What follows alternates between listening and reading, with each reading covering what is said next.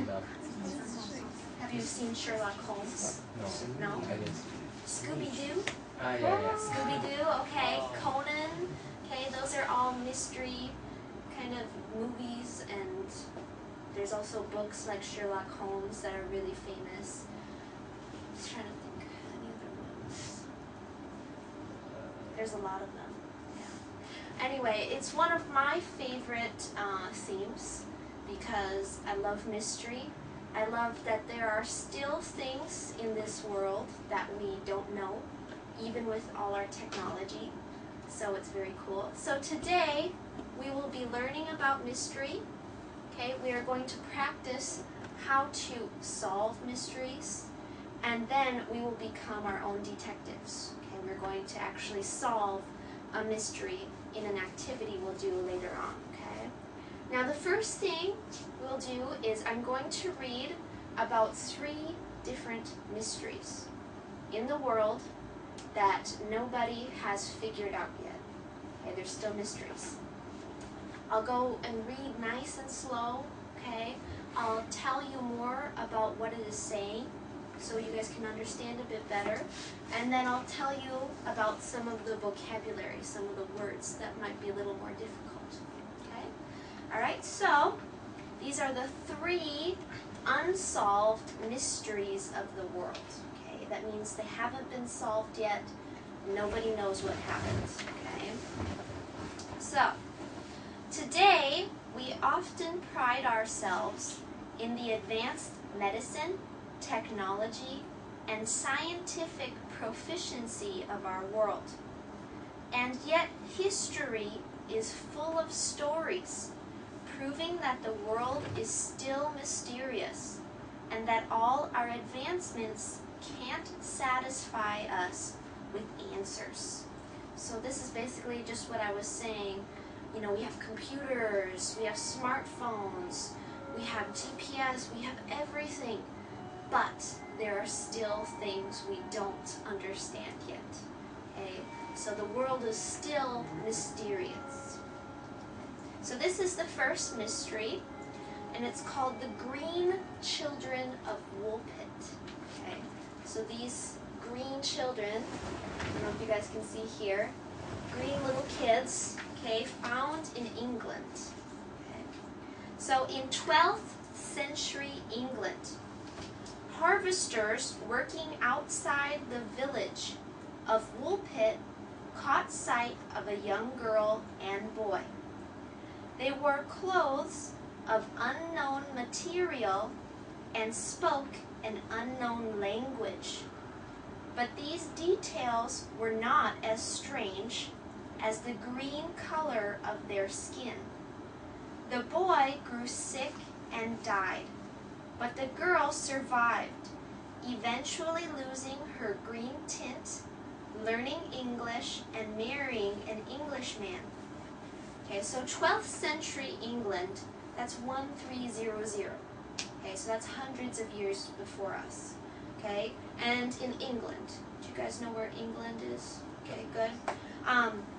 So a really long time ago, in England, some harvesters, okay, harvesters are like farmers, okay, they take in the pumpkin and the corn to get ready for winter, okay, they're picking up stuff outside the village, which is a small town called Woolpit, that's the name of the town, and they see a little boy and a little girl walk out of the forest, okay, out of all the trees, and they notice some very strange things about them. The first was that their skin was green. I don't think I've ever seen a green person before. Okay, so that's strange. The second is they spoke a different language, and none of the people could understand what they were saying. And then the third was that they were wearing very strange clothes. Okay, maybe not from the same area as England. So they said the little boy, after he came into the town, he got sick and he died. But the little girl, she grew up and she lost her green skin. Her skin turned white, okay, like a normal white. normal skin color. She grew up, she learned how to speak English, and she married an English man. Okay. So, people think different things about this story. Okay. So one idea is that they were Belgian immigrants separated from their parents during a nearby battle. Living in a dark forest with little food is said to account for their green skin color. Okay, so this first idea says that they're from Belgium. Okay, Belgium is a country not too far away from England, and they think that there was a war in Belgium, and these two children and their parents escaped to England and somehow got separated from their parents and got lost in the forests of England. Okay? And when they lived in the forest, it's very dark. There's not a lot of sunlight. So they said their skin turned green because it was so dark. Yeah, that's kind of a crazy idea, but maybe, okay, it's an idea. The second is that they are aliens from another planet or dimension. Okay, so the second idea is, oh, they have green skin, so they're aliens. Okay, so that's the other idea people have. While the story may be easily dismissed as fictional, some doubt is cast by accountants from both a historian and an abbot.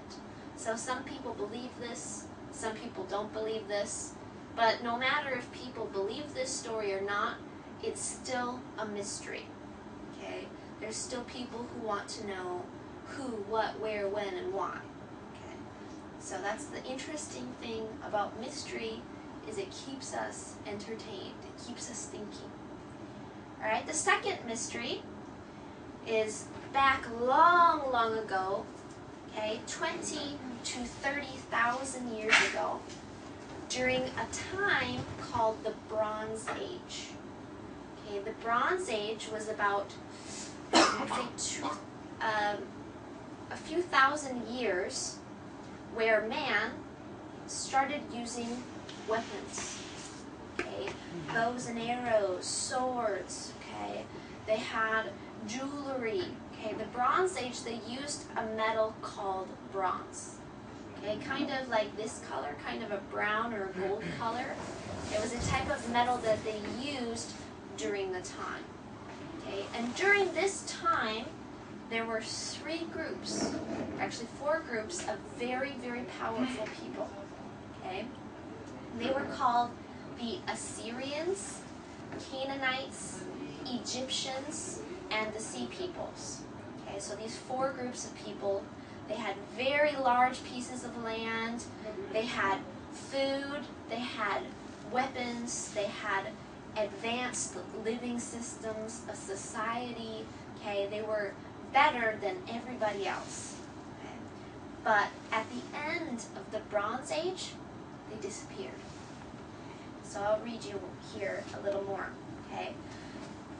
History contains many odd stories, but it also contains whole chapters that demand an explanation when none can be found. The unexpected end of the Bronze Age is such a chapter, seeing the sudden end of several strong civilizations. What could bring powers such as the Assyrians, Canaanites, and Egyptians to their knees? The answer may be on a column in the great Egyptian city of Tanis. They came from the sea in their warships, and none could stand against them. Okay, so for years and years, people who studied history did not know what happened to these three groups of people. They just disappeared. So they did some studying, and they looked at some ancient pieces of history. Okay, so these are called columns. I know they look like rocks, but in history at the time they would stand like this and maybe hold up a house, columns like this. And on these columns were pictures and writing. Okay? And they talk about a group of people who came from the ocean on big, big war boats. Okay? Boats made for war. And they attacked these people and destroyed everything. But we're not sure if that's really what happened to these people. It's just an idea.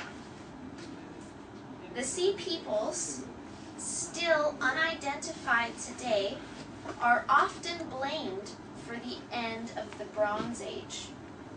They attacked coastal cities repeatedly and often won battles even though their weapons were inferior.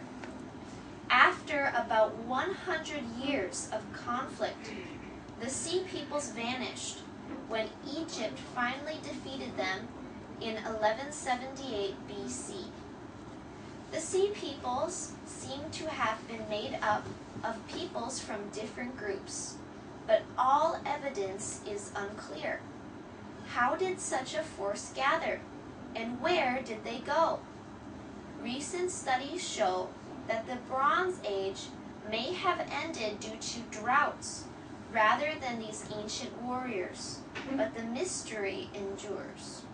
Okay, so the Sea Peoples may have come and attacked everybody on the coast. So the coast are the pieces, the big cities that are closest to the ocean.